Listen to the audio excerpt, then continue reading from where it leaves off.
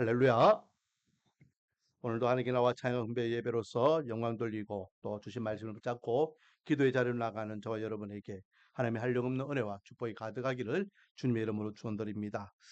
오늘 본문 내용은요. 우리가 수요일마다 기도회로 모이잖아요.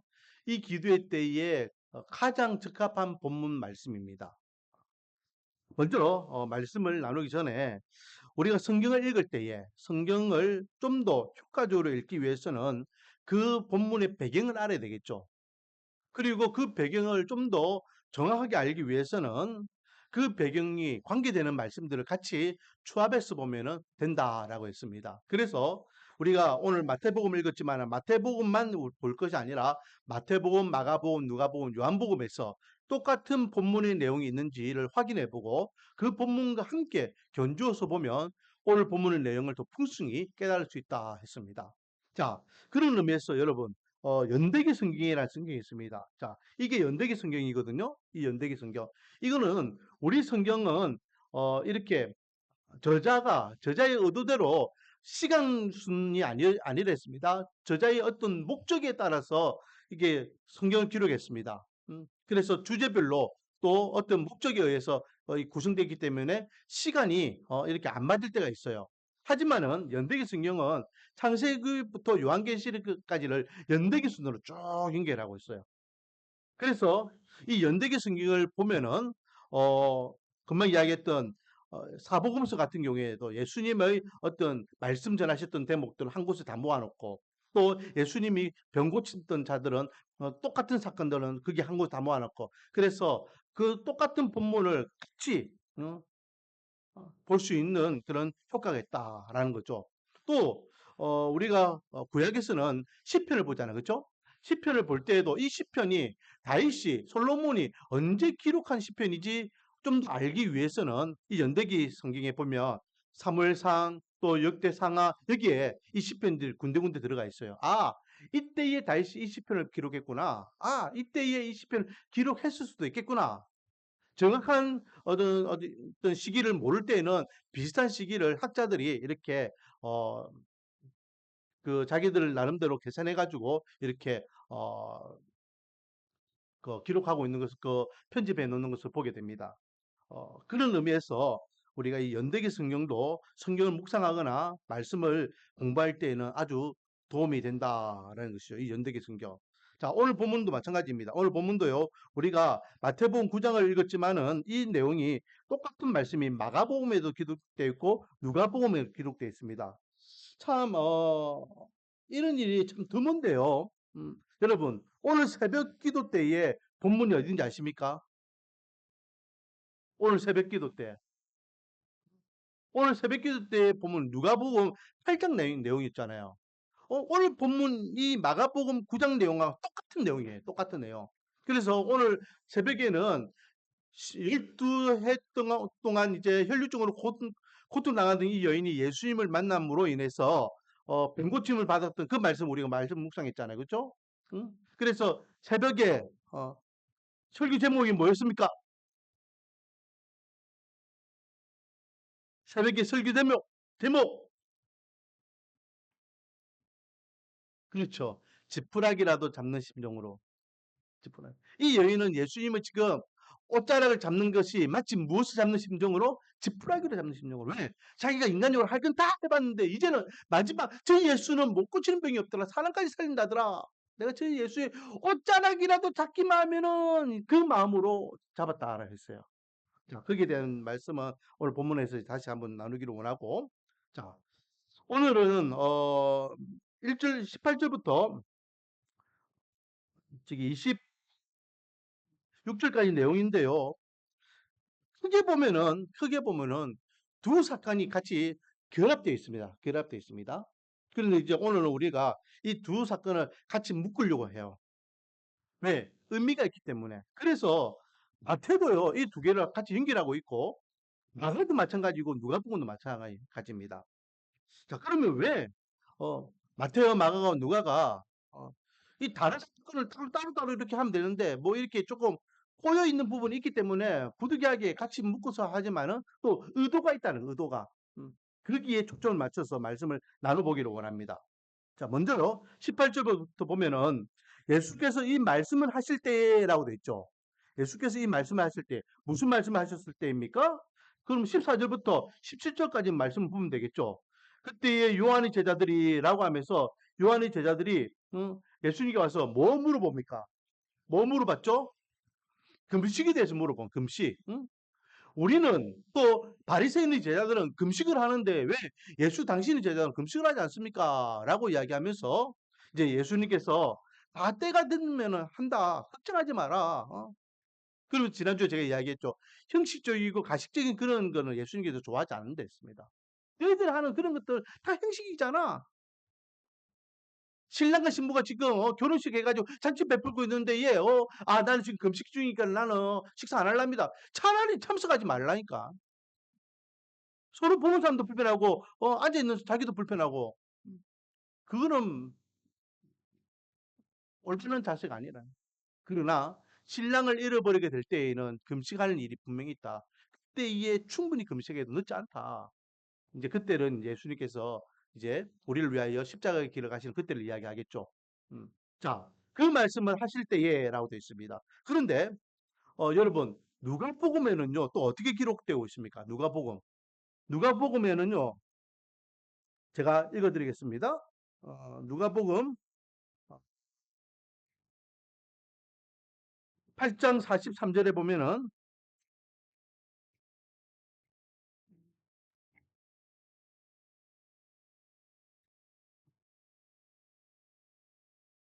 8장 42절부터 보면은 예수께서 돌아오심에 무리가 환영하니라고 되어 있어요.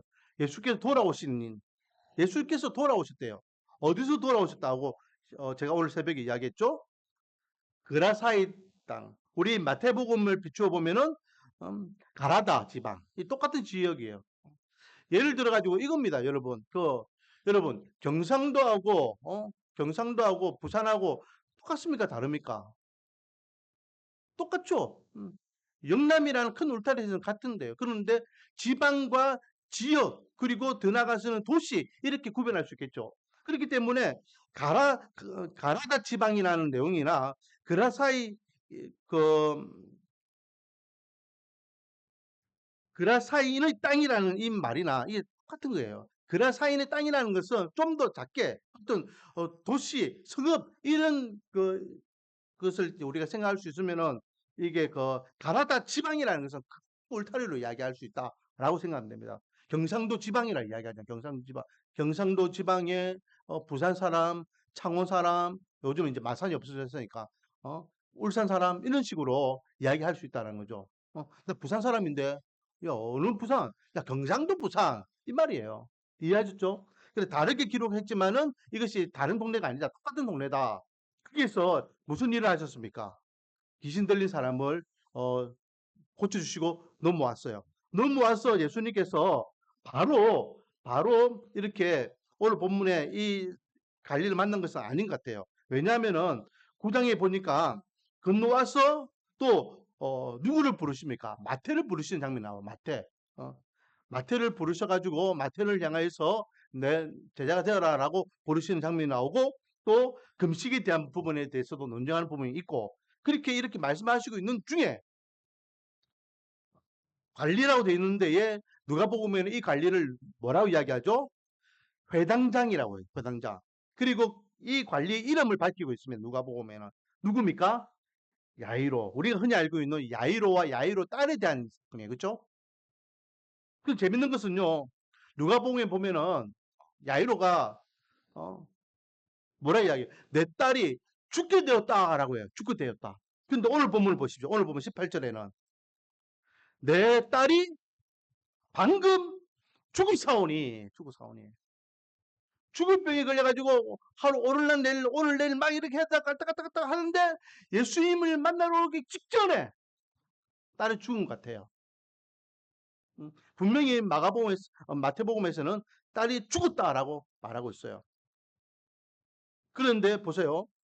그 몸에 손을 얹어 주소서. 죽었습니다. 그 몸에 손을 얹어 주소서. 그러면 다시 살겠습니다라고 해요. 왜? 한번 이런 일이 있었잖아요. 언제요? 나연성 가부의 아들을 살렸잖아요. 나에서 가본 아들이 이렇게 아예 강까지 탁 넣어가지고 쫙 이렇게 그 행렬이 쭉 갈 때에 예수님께서 그 간에 손을 얹어봐. 그리고 아들 보고 일어나라니까 아들이 일어나 버렸어. 한번 그런 경험이 있고 그 소문이 이미 다 퍼졌어요. 그러니까 이 야이로는 그것을 들었기 때문에 내 딸이 지금 죽었는데 죽은 지 얼마 안 됐는데 금방 죽었는데 아직 몸에 이게 따뜻한 온기도 아직 식기 전이니까 예수님 내 딸의 손에 얹어주세요. 내 딸 몸에 손을 얹어주시면 내 딸이 벌떡 일어날 것을 제가 믿습니다. 내 딸 살려주세요. 이거예요. 그래서 예수님께서 알았다 가자 하고 따라가십니다. 따라가는데 이제 두 번째 사건이 발생하죠. 그것은 12년 동안 혈루증 앓았던 여인입니다. 마태복음 누가복음에는 여기에 대해서 너무 간단하게 지금 기록하고 있지만은 마가복음에는 이 부분을 엄청나게 많이 할애하고 있는 것을 보게 됩니다. 재밌는 것은 마태, 마가, 누가, 요한 이 사복음서 중에서 제일 분량이 작은 복음서가 어디입니까? 마가복음. 음, 제일 분량이 작다는 것은 그 내용도 작다는 거예요. 그런데 재밌는 것은 이 12해 동안 혈루증을 앓았던 이 여인에 대한 내용은 제일 길어요. 제일 정확하게. 오늘 본문도 보세요. 오늘 본문도 20절부터요. 20절부터 22절, 20절, 21절, 22절 이게 다예요. 3절로 끝납니다. 마태복음도 마찬가지예요. 마태복음도요. 그 마태복음이 아니라 그 누가복음도 마찬가지입니다. 누가복음도요. 43절부터 48절까지 이 내용이 다예요. 그런데 마가복음은요. 24절부터 34절이에요. 절수도 많지만은 내용도 2배 이상이에요. 특히 마태복음에 기록되어 있는 이 내용보다 마가복음은요. 거의 4배 정도로 그 양이 많아요.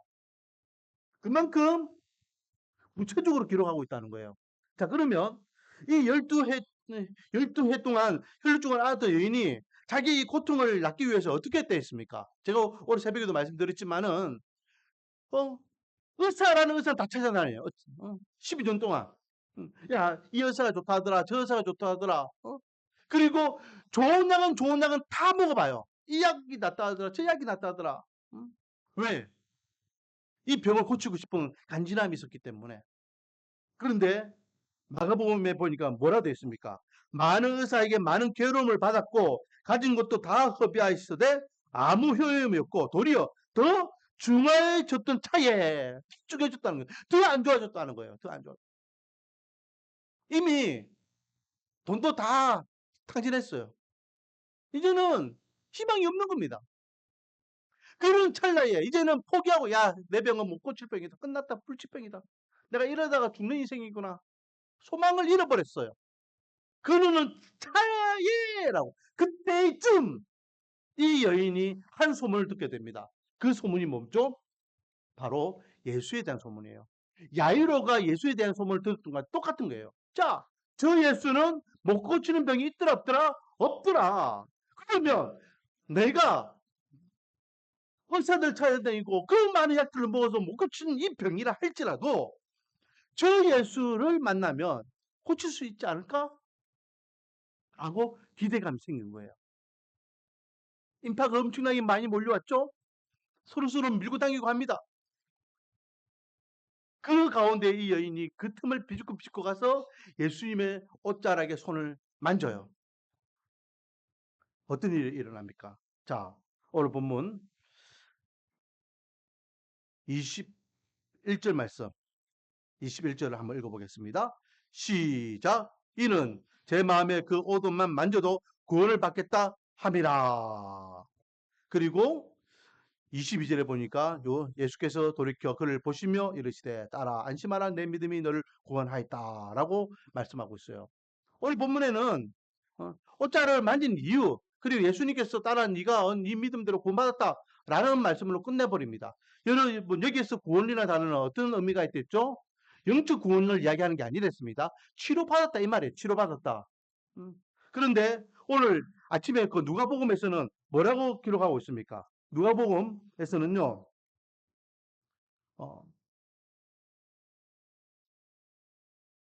제가 한번 읽어보겠습니다. 아무에게도 고침을 받지 못하던 여자가 예수의 뒤로 와서 그의 옷가에 손을 대니 혈류증이 즉시 그쳤더라. 즉시 그쳤더라. 이 여자가 생각만 하고 그냥 끝난 것이 아니라, 그리고 옷을 만지는 것으로만 끝난 것이 아니라, 옷을 만지는 그 순간 바로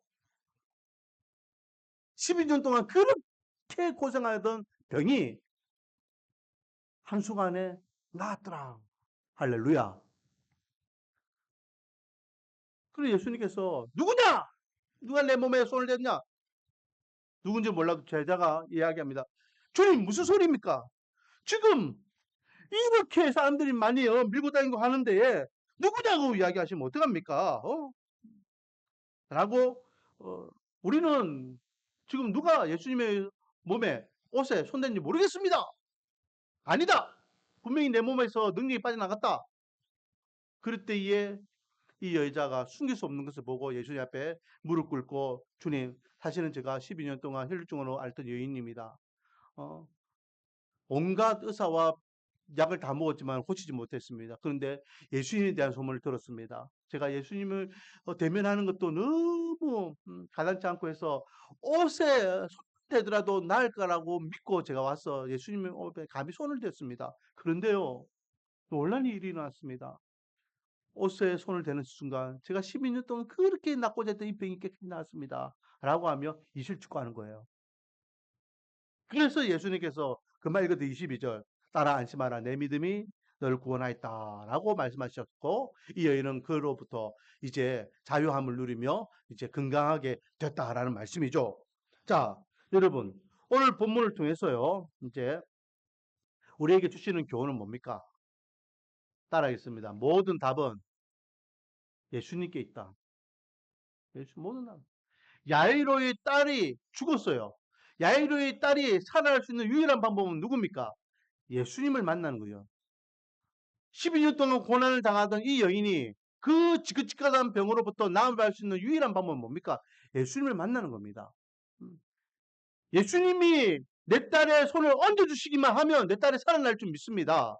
예수님께서 내가 예수님의 옷에 손을 대기만 해도 내가 날 줄 믿고 라고 고백하고 있습니다.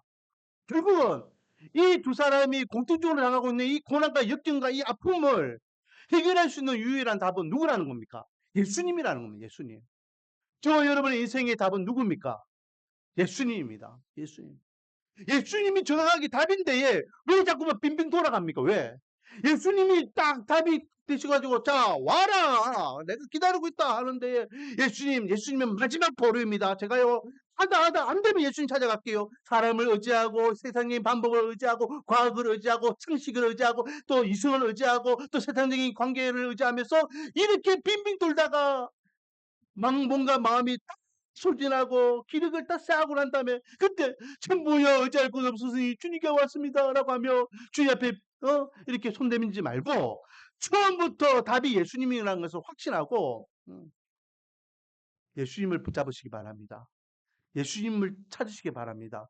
예수님을 만나시기 바랍니다. 그러면 주님께서 우리에게 그 답을 가르쳐 주시고 그 근본적인 문제를 해결해 주시는 은혜가 있을 줄 믿습니다. 빙빙 돌아가지 마세요. 왜 자꾸만 빙빙 돌아가려고. 신앙이 좋다 해도요, 가만 보면은, 죄송합니다. 지 할 거 다 하고 난 다음에 나중에,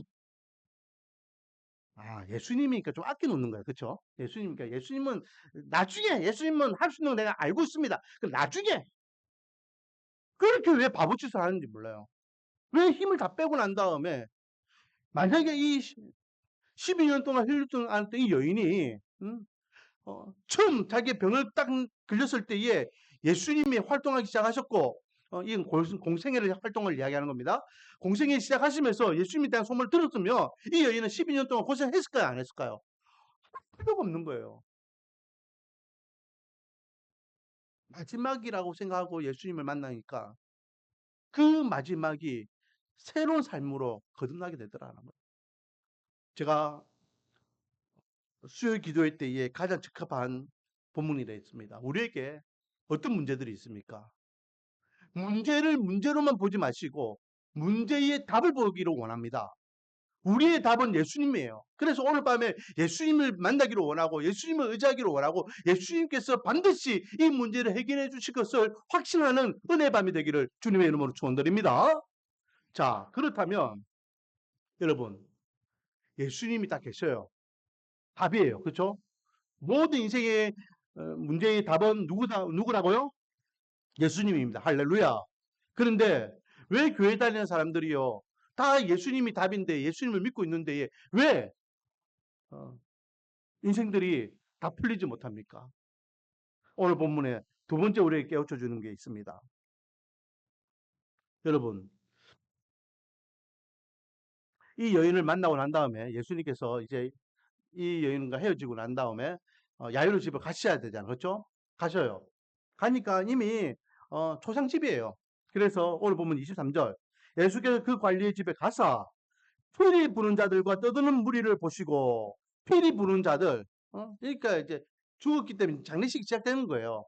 그리고 떠드는 자들은 이렇게 여러 가지를 이야기할 수 있겠죠. 뭐 이렇게 한편으로는 이렇게 아이고 하면서 곡하는 사람들이 있을 거고, 한편으로는 이 장례 절차에 대해서 막 상의하는 사람들이 있을 것이고, 또 이렇게 또 무서운 사람들이 있을 거고, 시끌시끌한 거예요 지금. 그래서 사람들에게 이야기합니다. 야, 물러가라. 이 소녀가 죽었는지 아니냐? 지금 사고 있다. 라고 이야기하셔요. 누가? 예수님께서. 예수님께서 직접 말씀하시잖아요, 지금. 예수님에 대한 소문은요, 지금 갈릴리 지역뿐만 아니라 전 유대 온 동네에 지금 다 퍼져 있는 상태입니다. 그런데 예수님께서, 야, 시끄럽다. 이 소녀는 지금 죽은 게 아니라 잔다라고 할 때에, 와! 이분이 또 뭔가 하실 모양이다. 이분이 또 이 아이도 또 살릴 모양이다. 기대하고 관심을 가지고 바라봐야 되는데 어리석은 인간들의 모습을 한번 보십시오. 24절 같이 한번 읽어보겠습니다. 시작. 이르시되 물러가라. 이 소녀가 죽은 것이 아니라 잔다 하시니 그들이 비웃더라. 무슨 소리고 죽은 애가 어떻게 살아나노. 안 죽은 애가 무슨 잔단 말이고. 저 예수가 돌았나. 비웃었어요. 뭘 비웃었다? 예수님의 말씀을 지금 비웃고 있는 거예요. 예수님께서 분명히 잔다 했잖아요. 그런데 이성적으로, 상식적으로, 과학적으로 이 아이는 지금 죽은 게 맞아. 죽은 게 맞기 때문에 그게 죽은 게 아니라고 하니 헛웃음을 치는 겁니다. 때로는요, 사람들이, 야, 기독교 믿는 사람들은 너무 맹신이다, 맹신. 너무 맹신하는 거 아니냐. 좀 이렇게 적당히 믿어라. 여러분, 믿는 데에 적당히 믿는 게 있습니까? 믿는 데 대충 믿는 게 있습니까? 믿는 데에 자기 어떤 수준만큼 이렇게 그 레벨을 두고 믿는 게 있습니까? 믿는 것은요, 두 가지밖에 없습니다. 믿느냐 안 믿느냐예요. 제가 누차 이야기하자면 99.99%는 믿는 것이다 안 믿는 것이다? 안 믿는 거예요. 왜? 그건 100이 아니잖아. 믿는 것은요, 100을 이야기하는 것입니다. 99.999, 0.001%가 의심이 있는 것은요, 그건 의심이에요. 우리가 진짜 예수님을 믿는다면은 100% 믿는 거예요, 100%. 따지도 묻지도 않고. 그래서 저는 우리는 믿는다는 것은 맹신하는 겁니다. 맹신하는 거. 세상 사람들 우리를 향해서 너무 과하다라고 조롱하고 비난한다 할지라도 그게 믿음인데 그게 타에 바른 게 믿음이 아니에요. 상에 따라서는 뭐 잘 믿고 또 상에 따라서는 뭐 덜 믿고 그런 건 믿음이 아니란 말이에요. 누구 앞에서 어떤 환경 안에서도 당당하게 우리가 구할 수 있는 게 진짜 믿음이죠. 왜 우리가 다니엘을 좋아합니까? 왜 우리가 느헤미야를 좋아합니까? 그들은 맹신자였습니다. 왕이 죽인다고 했잖아요. 그런데도 그들은 굴하지 않았어요. 죽으면 죽으리라. 그게 믿음이에요. 이거 어리석은 인간아.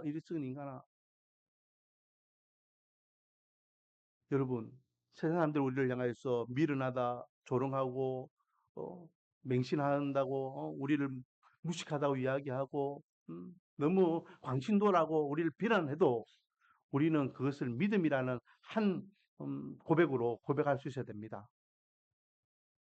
오늘 본문에서 예수님이 우리 인생의 답이라 했어요. 여러분, 그 예수님을 몇 프로 믿고 있습니까? 100% 믿고 있습니까? 99.99%를 믿고 있습니까? 90% 믿고 있습니까? 70% 믿고 있습니까? 예수님을 향한 이 믿음은 100%의 믿음이 될 때에 역사가 일어납니다. 예수님이 100%가 될 때에 예수님께서는 내 믿음대로 될 자다 했습니다. 내 믿음대로. 자, 오늘 이 두 사람에게 자기의 인생의 가장 큰 문제, 한 여인은 12년 동안 고난당했던 이 문제, 한 아버지는 딸이 죽는 이 문제, 이 문제가 해결되는 역사가 일어났어요. 예수님을 만났기 때문에 해결되는 거 아닙니다. 예수님께서 뭐라 말씀하십니까? 이 두 사람이 예수님을 향한 믿음을 이야기하고 계셔요. 자, 보세요. 18절. 이 아버지가 뭐라 이야기합니까? 그 몸에 손을 얹어 주소서 살아나겠나이다. 살 수도 있겠습니다. 살아날지도 모르겠습니다. 의심이죠. 의심이 아니에요. 당신께서 내 딸의 몸에 내 딸이 다시 건강한 모습으로 살아날 것을 내가 확신합니다. 그러니까 제발 와서 제발 내 딸 살려주세요. 라고 믿고 있는 거예요. 그 마음을 예수님께서 아셨으니까 따지도 묻지도 않고 가자. 그리고 따라가시는 거 아니겠습니까? 그리고 25절에 무리를 내보낸 후에 예수께서 들어가서 소녀의 손을 잡으심에 일어나는지라. 할렐루야. 손을 잡고 그냥 일으키니까 소녀가 일어나 버렸어요. 믿음대로 12년 동안 혈루증으로 고난당하는 이 여인이 내가 저 예수의 험한 옷에 속해도 내 병이 나을 거라고 믿고 나갈 때에 그 즉시 그 병이 깨끗이 나았고 예수님께서 그 여인을 향하여 뭐라 말씀하십니까? 내 믿음이 너를 구원하였다. 너의 믿음이 너를 낫게 했다. 라고 말씀하고 계시는 겁니다. 여러분, 저는요, 누차 이야기합니다. 우리는 기도하는 사람들이고, 기도는 반드시 무엇까지가 기도라고요? 응답받는 것. 그러므로 저와 여러분은 반드시 기도 응답의 주인공이 되어야 될 줄 믿습니다. 그렇다면 우리가 기도 응답의 주인공이 되지 못하는 이유가 뭡니까? 믿음이에요. 믿음. 결국은 믿음이에요. 제가 누차 이야기하지만 기도의 양도 중요합니다. 기도의 양도 중요해요. 몇 시간 기도했느냐, 며칠 금식했느냐, 이 양도 중요해요. 왜? 정성이니까. 음?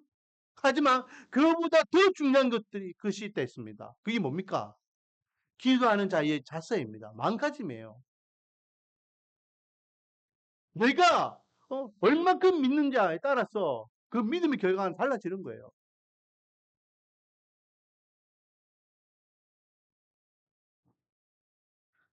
오늘 이 밤에 우리는 인생의 문제를 놓고 하나님 앞에 기도하기를 원합니다. 믿음으로 기도하는 시간 되기를 원합니다.